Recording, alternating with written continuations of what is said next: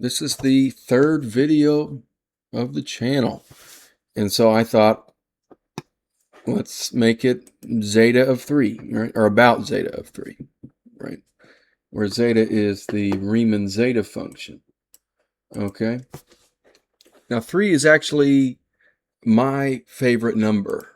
So I'm going to try to do my best to make this a pretty good video. Okay. Now, zeta of 3, right? It's a function evaluated at 3. It's one of the most important functions. And it gives you an output, right? That number is a constant. And it's such a good constant that we have a name for it. It's called Apéry's constant.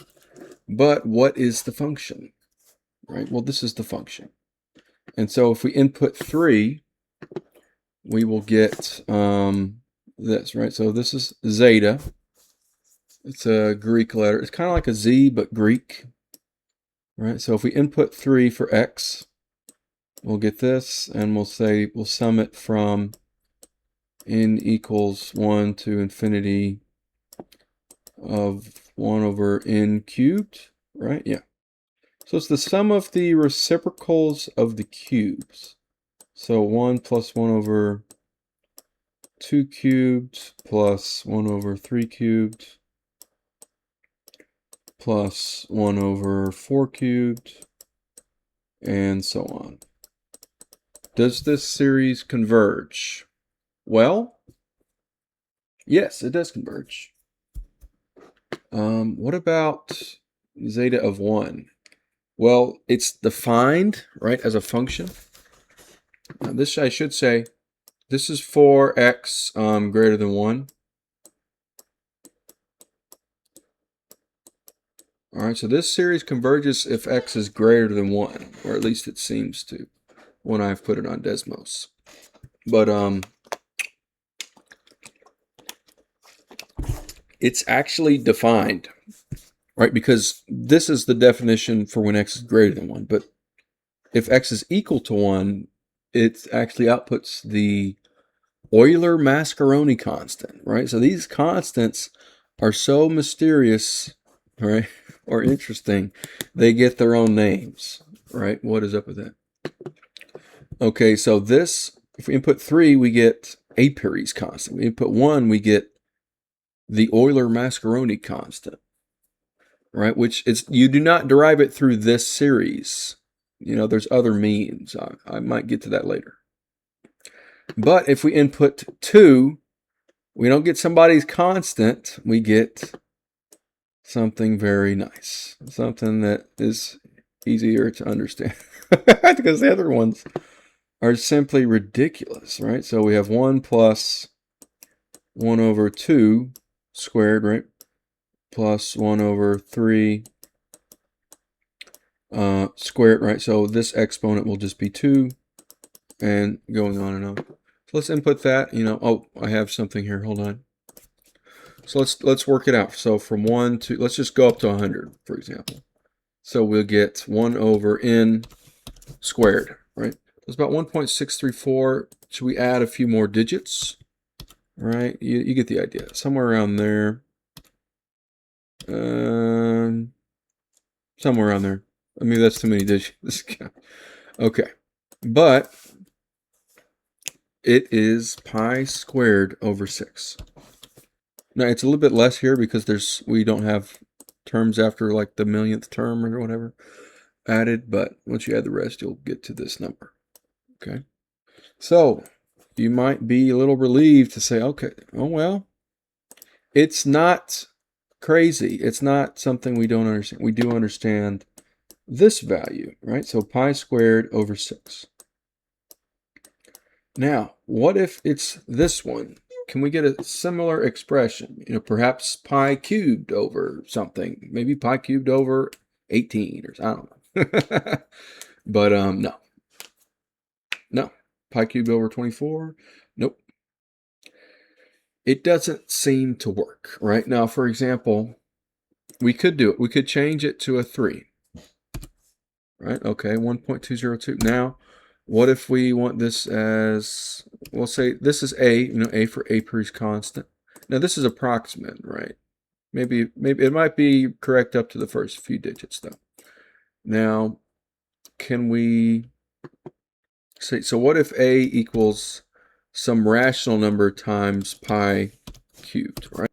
A over pi cubed should be rational. So let's do a over pi cubed. This is just a hypothesis. And it doesn't seem to be rational. It seems to be irrational, actually. And so that hypothesis doesn't work, right? Well, in this video, I'm going to analyze Apéry's constant, right? How does it work?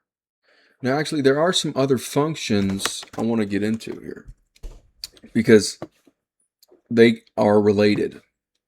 First of all, there's the pi function, right? I'm just gonna write x factorial. I'm sorry.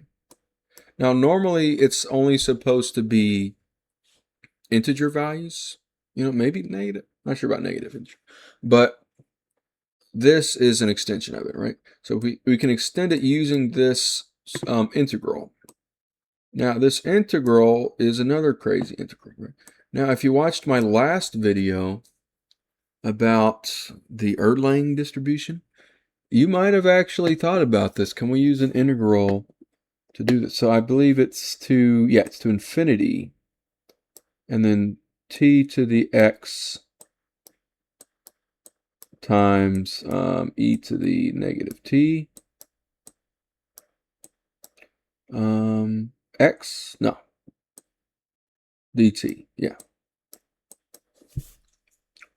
Okay, so what if we do that? How does that work? Does that work? Let me get this, and we have it here as well. 1.20205. We'll do that. We'll do those. That's the first 5 digits after 1, yeah. So this is approximately, right, 1.20205. Okay, so we have an approximation. First few numbers, digits, whatever. I wanted to just double check this. I'll put it on the, so let's say f of x equals integral from 0 to infinity. So I'd write t, t to the x, e to the negative t dt. And now x factorial. Doesn't seem to want to work for some reason.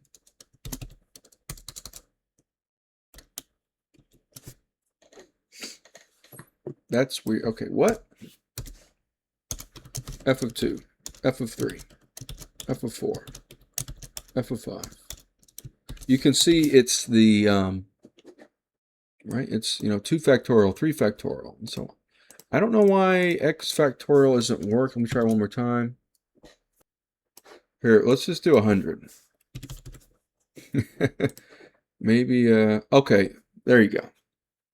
So infinity seems to be too much for it.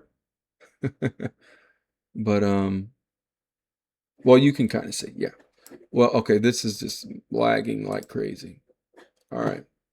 I didn't expect the infinite integral to be so much, but yes, you could kind of see it there. Okay. So the gamma function, this is kind of like the gamma function, right? So this is the gamma function plus 1, which is equal to the gamma function times x. Right, so the gamma function could work as well. I just think it's weird. Why is it off by 1? Now, pi is already used. It's pi. It's the number 3.14. So why is this here? So I'm going to use a factorial symbol instead. Right? This is the only thing that makes sense to me. I'm sorry. I don't know why they did it this way,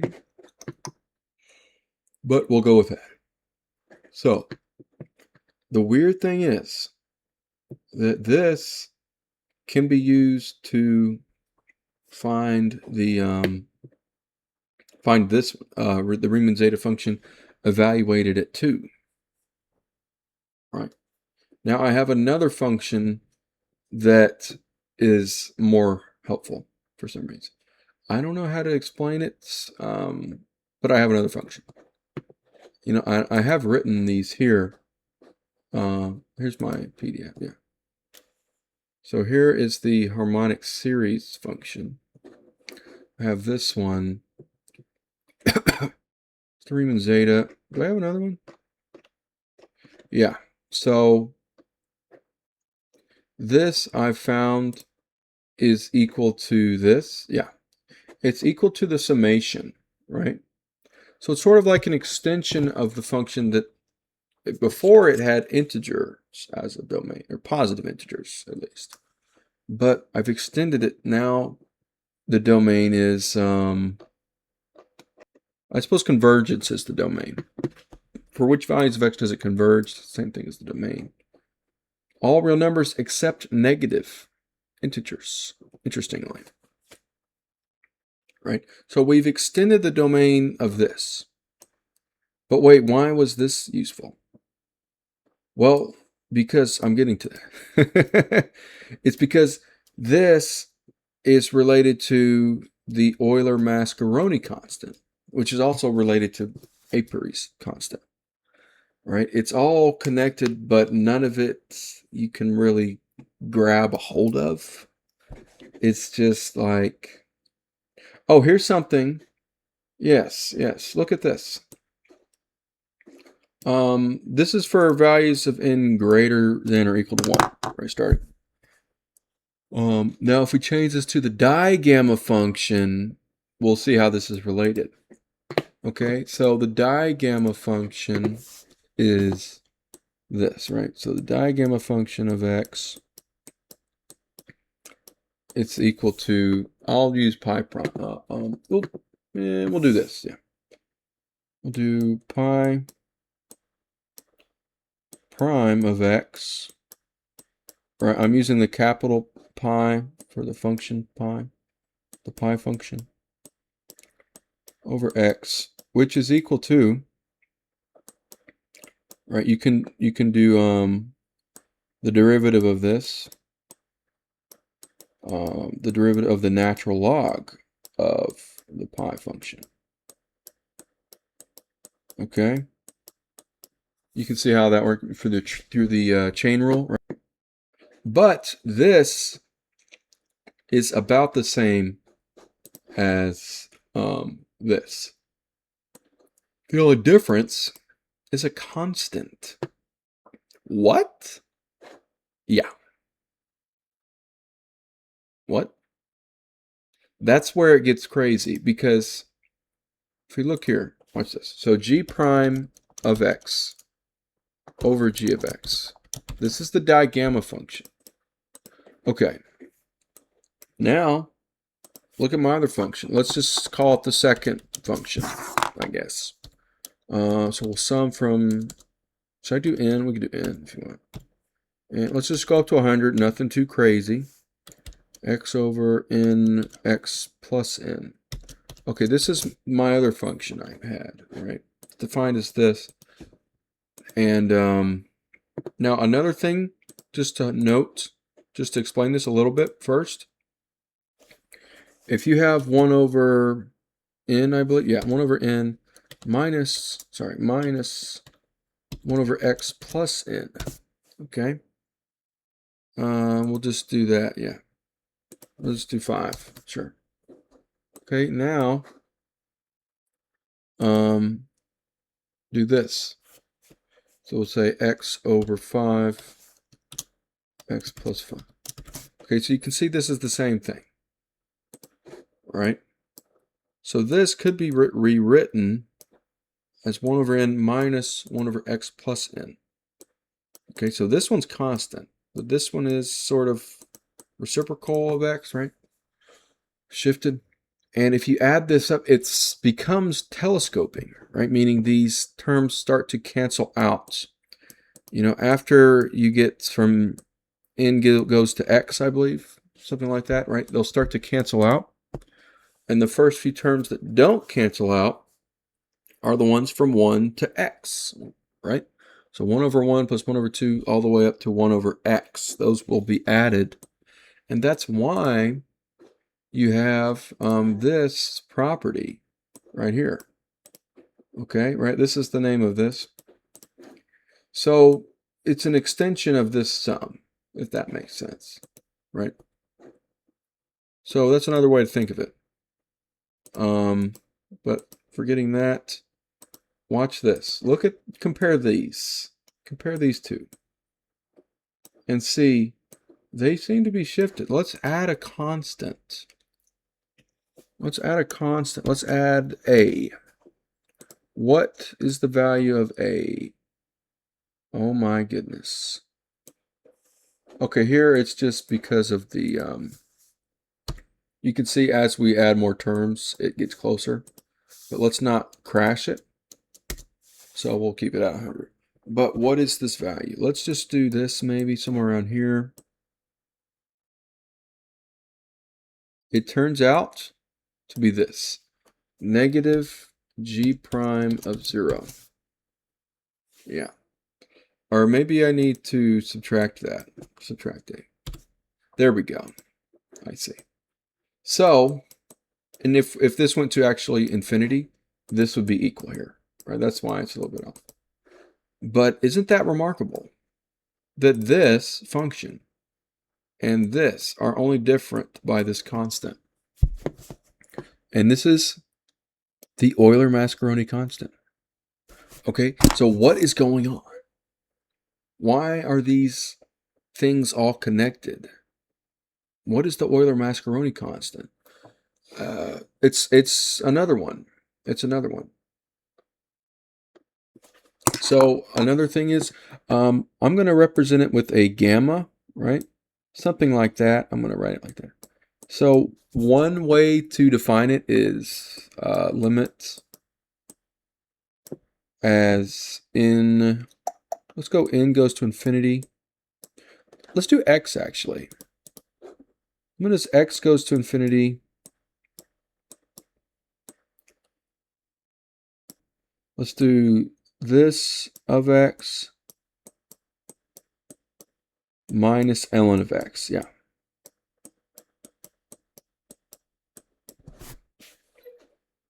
Now I can demonstrate that as if you'd like. So get rid of this. Don't worry about that. We'll save this for later. And now we'll take f2 of x. That's this function. That's the that's what this sigma is. I mean, I just put it there. There doesn't seem to be a name for it. I think h sub x. Right? This seems to be the proper term is h sub x. Right? But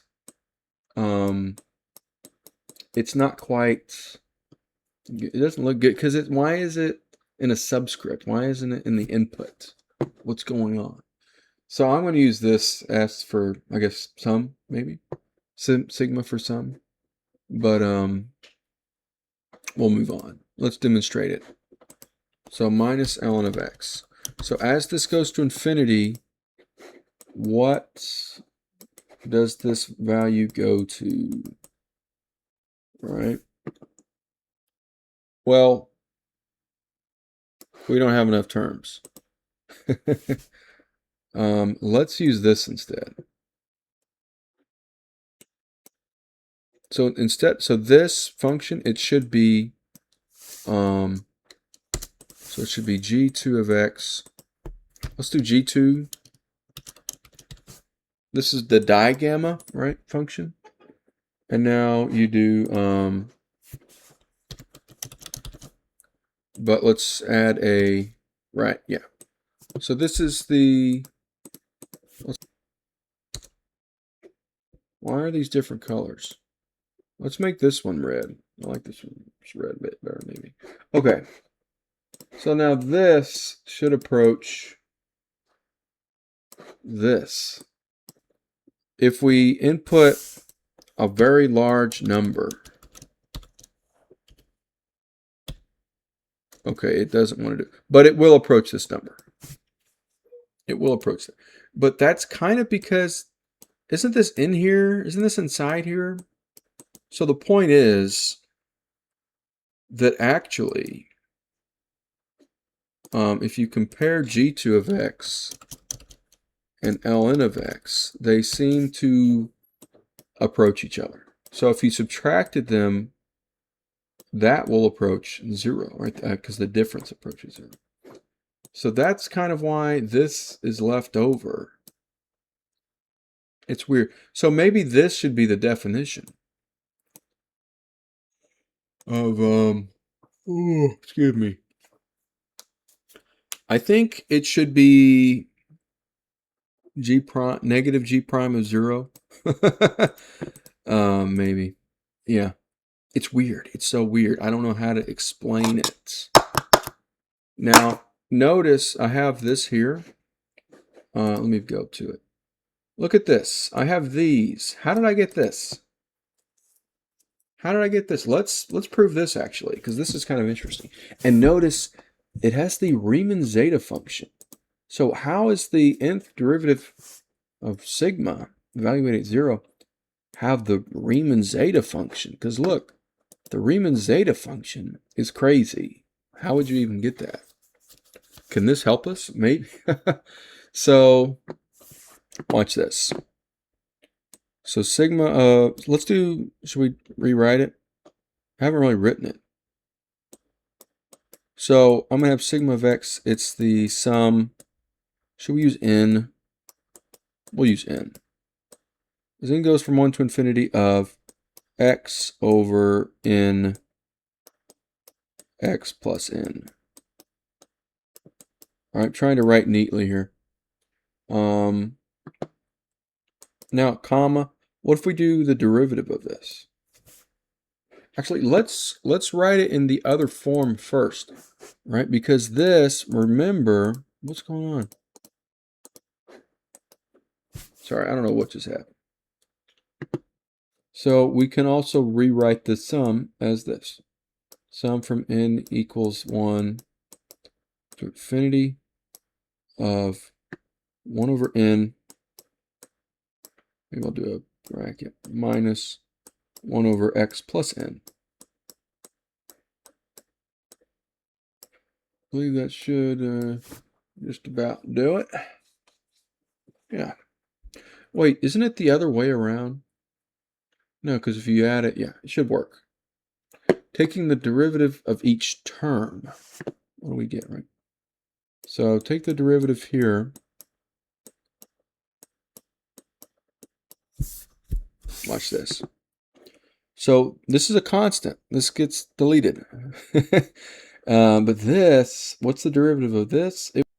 So sum n equals 1 to infinity. So this is gone, negative 1, and you square it.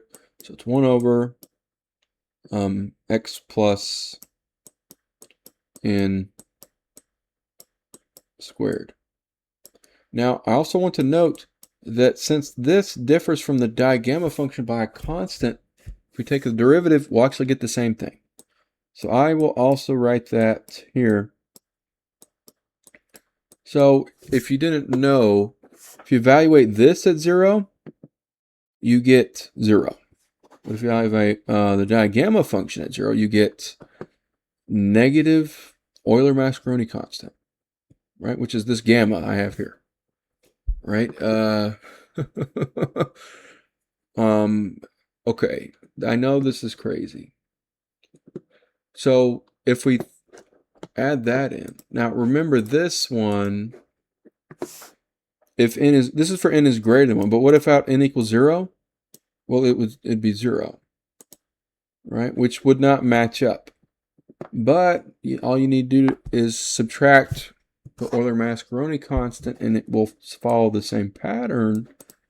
And that's actually what the digamma function is. It's this, right? It has this, but for the 0th derivative, which is just itself, this function without taking derivative, you would get the negative Euler-Mascheroni constant. How is that even possible? So it seems this is all connected, right? Now, I'm just going to generalize this so you get the idea. Taking the nth derivative of this, right? Now this is going to be equal to the nth derivative of the digamma function.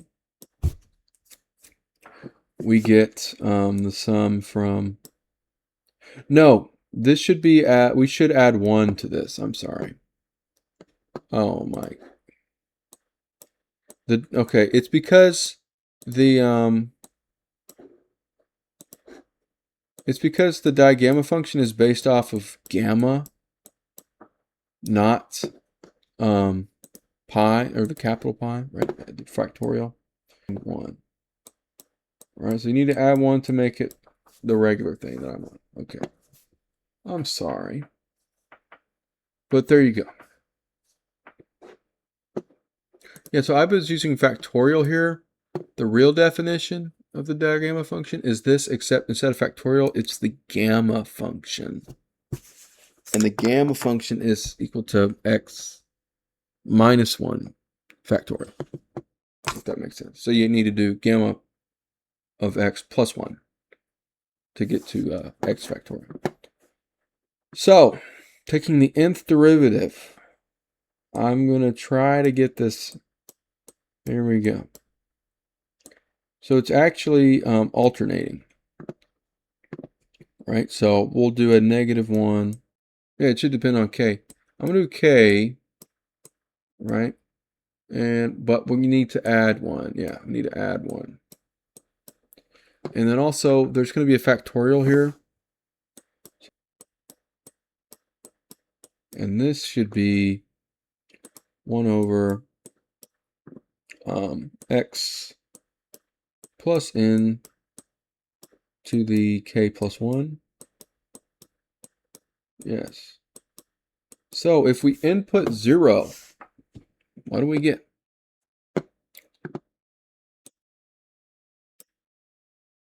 All right.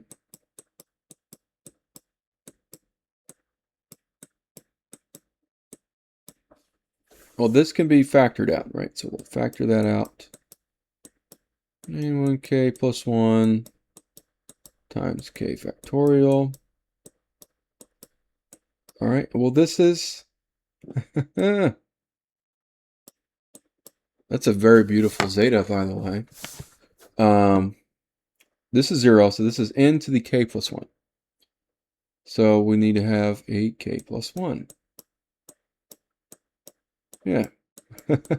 Which it counts for the sum of this, right? With if x equals 0, right? Because we're plugging in 0 for x. And so that is a proof of this right here. Wait, where's my alternator? Okay, I need to change that. That should be a -1 to the n plus 1. Where is it? Yeah. That's weird. Okay. -1 to the n plus 1. And this should be here as well. And -1. We'll do it like that. -1 to the n plus 1. And yeah. There we go. Okay, fix that one. Everybody makes mistakes. So, I don't even know how long I've been doing this for. Oh, well. Okay, so I've tried to explain everything I've got to up to this point. Is there anything else I had?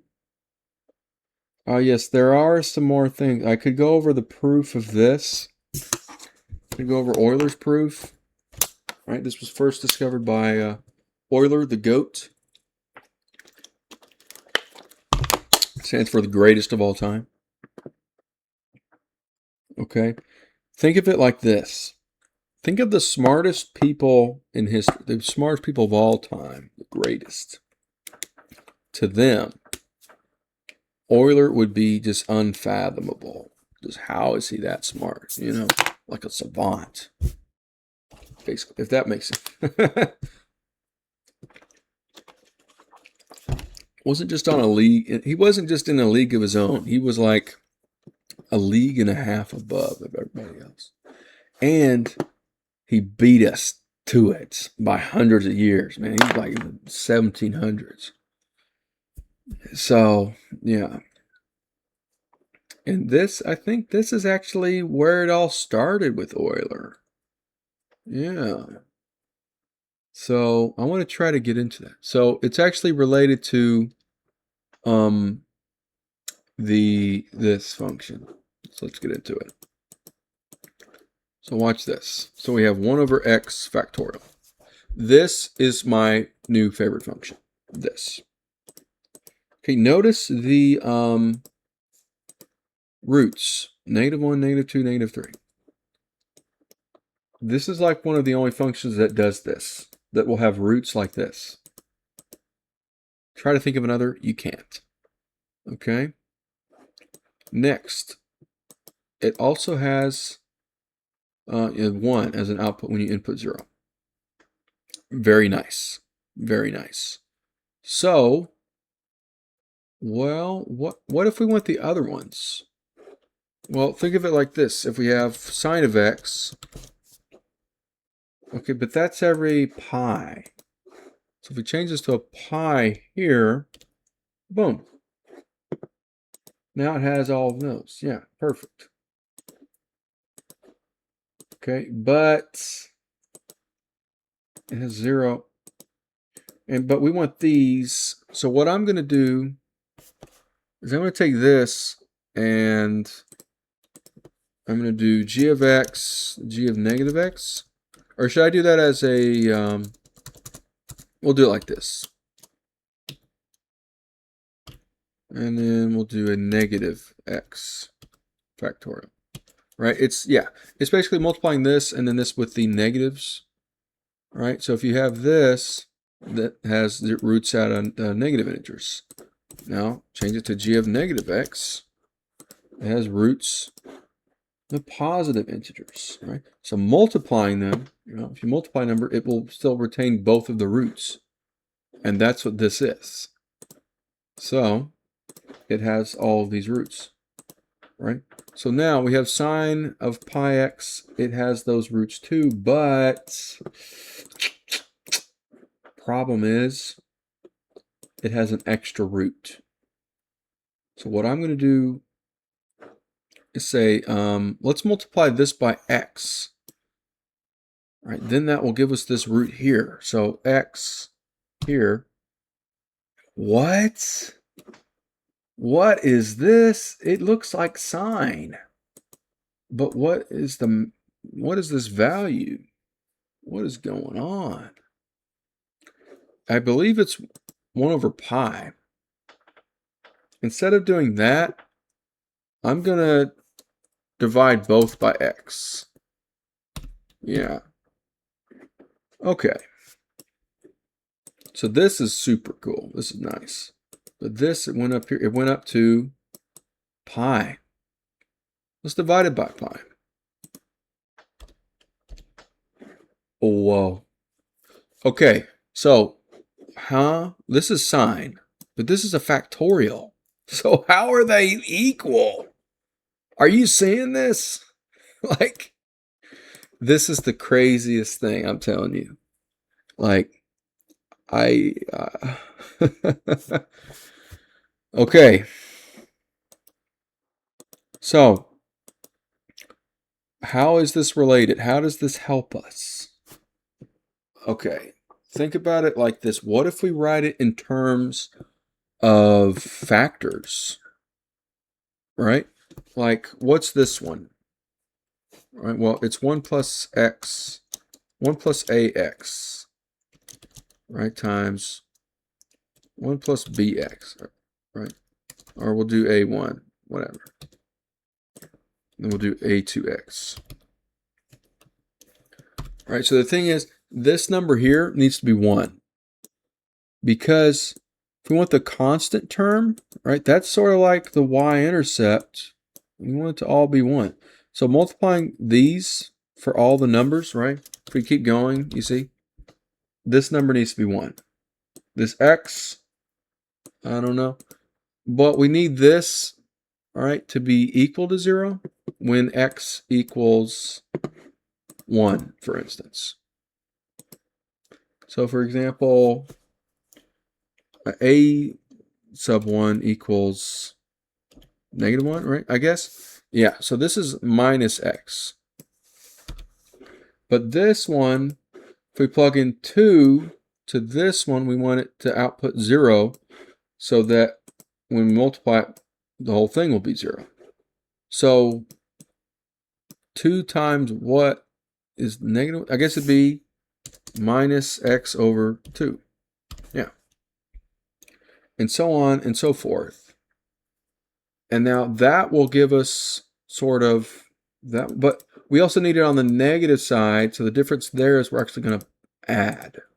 So I'm just going to write that as a product. Let's just do 1 to, let's just do 20. It should be infinity, but you get the idea. I don't want it to converge. So we'll do this one, but also its negative counterparts. All right, so basically it's 1 minus x over n, right, is the nth one. That's the one for the nth root, I guess. All right, if you plug in n, this gives you 0. But if we want to be negative n, I guess I'll add x over n, right? So if we plug in negative n here, that will give you 0, right? So we want this. This is what we want. But can we simplify it? Well, be 1 minus, difference of squares, right? X squared over n squared. Oh, hold on. N squared. Now, does that remind you of something? It's this. It's in this. It's zeta of 2, right? 1 over n cubed. But if we put 2 here, it'd be a 2. All right. So we're getting somewhere. So this should be here, right? All right. So this sum as it goes to infinity, or this product, as it goes to infinity, as you go to multiplying an infinite number of products, I guess, it should converge to this. Okay, so if these are equal, then how do we get the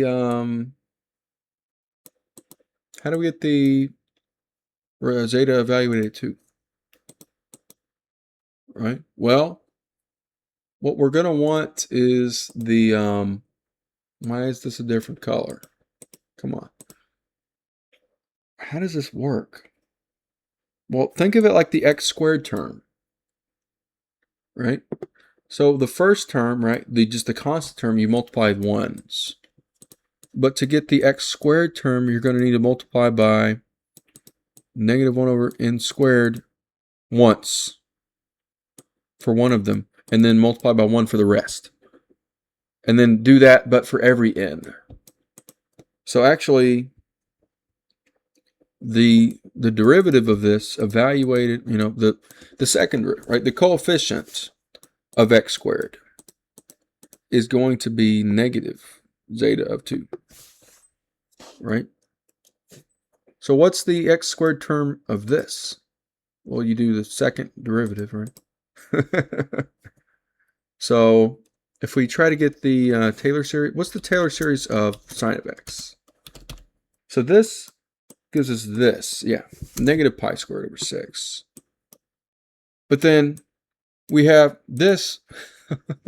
We're supposed to just equate these basically. So basically the x squared term of this, if this was expanded, right, you get this. We get the Taylor series here, but the coefficient of the x squared term is this, and the coefficient of the x squared term of this is negative Riemann zeta function of 2, and so that's why we get it basically. Okay, so that's the proof. Problem is, if you want this to be a 3, it's all crazy. It's crazy.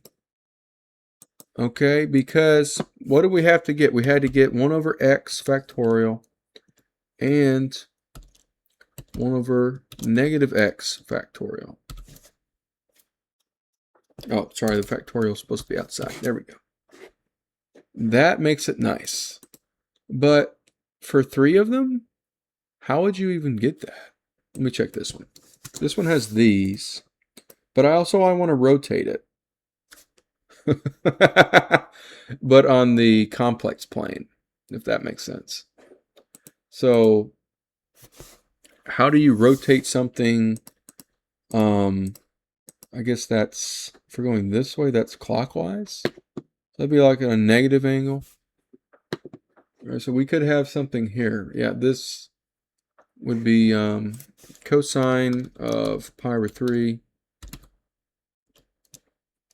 minus I sine. So this, and then this, but with a 4. So these are the 2 ways we need to rotate a negative 1 to go 1/3 around, I suppose. The idea is that the roots, instead of being like this, if we have 1 over negative x, instead of the roots being here, so we have this one on the going to the left, we go around 1/2 around, one full rotation, it's here. But now we don't want to go 1/2 of rotation, we want to go 1/3 of a rotation and then another third of a rotation. That's where these come in. This will give you 1/3 of rotation, 2/3, right? So we need to multiply this inside of x, I suppose, something like that.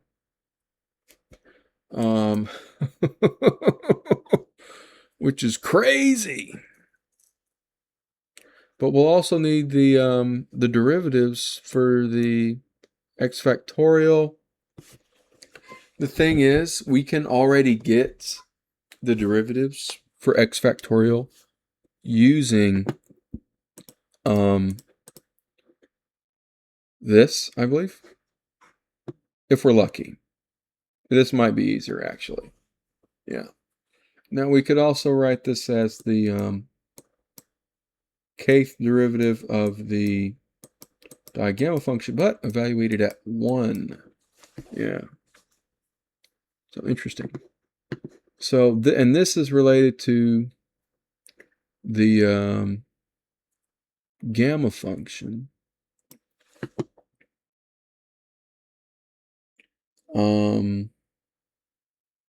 How do I put this?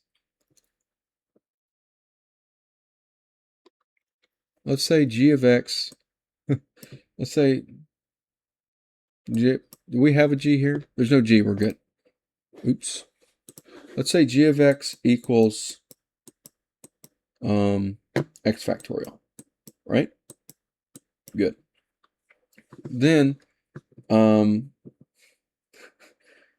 let's change it to ln of x factorial.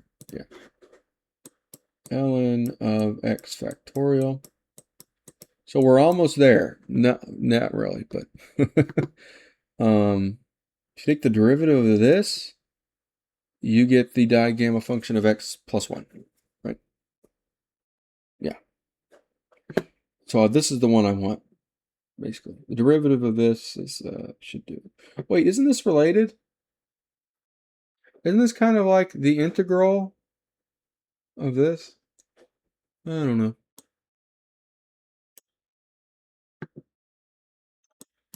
So this is it, but we need to add one more, right? Because you do it once, you get to the digamma function, but plus 1, yeah. And then evaluate it at 0, right? So basically this differentiated k plus 1 times, evaluated at 0, you will get this, right? So that helps us find the derivatives of the gamma function. Okay. Where does the zeta? Well, it comes in here. It's already here. It's been here the whole time. So let k equal 2. Okay, cool. K equals 2, so that's negative 2 times zeta of 3 So what's the derivative of this?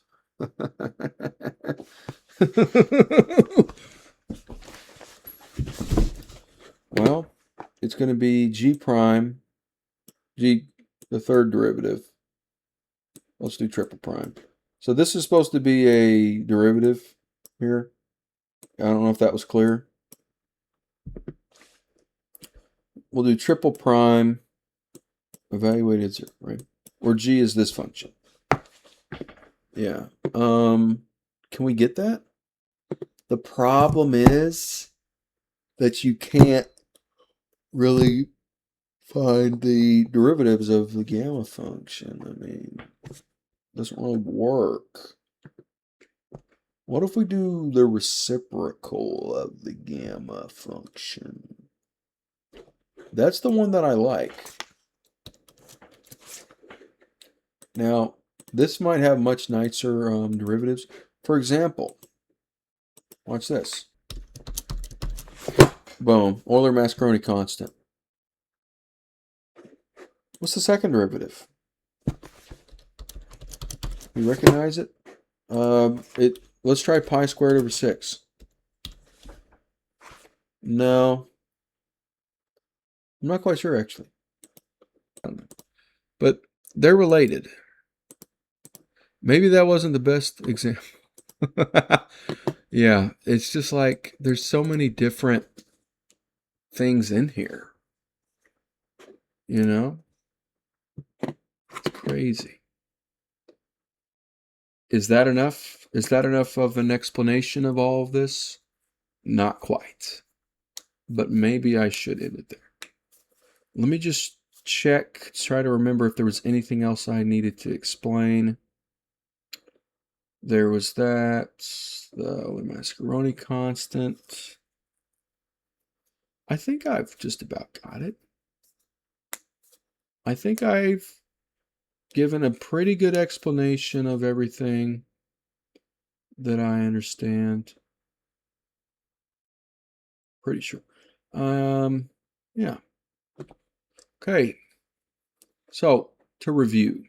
If you evaluate it at 2, it's not too crazy. Pi squared over 6, okay, I can get that. If you evaluate it at 3, I have no idea. No clue. And the Euler-Mascheroni constant, it's showing up everywhere for some reason. And that's what you get when you evaluate this at 1. Right? Let's do this. Okay, one last thing. This is my favorite one. d over dx of let's do this. ln of x factorial.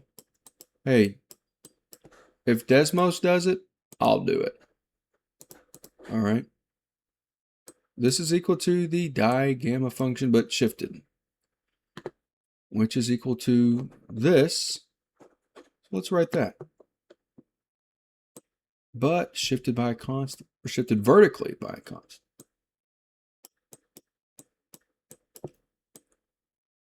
So let me write that, x over n, and then x plus n. Okay, so how do we add it? What is the difference again? I believe this one is smaller. So we'll subtract. The gamma constant. Right? Interesting. Interesting. Very interesting. So, whoa. Okay. I'm just trying to understand all this, man. Now, can we relate this? Yes, kind of. I mean, if you take the derivative here again, it actually makes it easier. Let's do one more derivative. Watch this. The second derivative of this. Maybe I should have just been writing it like this instead of like saying, let's say this function's ln of x, you know, like I did this. No. No, I could have just written it like that. Second derivative of a constant's gone. If we recall from what we had before this. Yeah, here it is. Take the derivative of this. 1 over x plus, yeah. Which is not too crazy.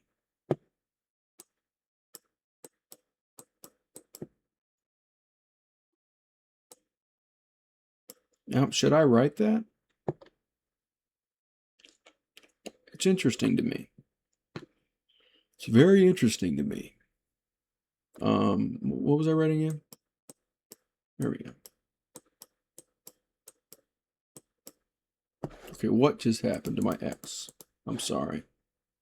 Okay, now this looks pretty nice, actually. Doesn't it? Now, I believe this is already discovered, this one. It's pretty well known. And you can obviously see how this is related to the Riemann zeta function. Okay. Well, is that a good place to stop?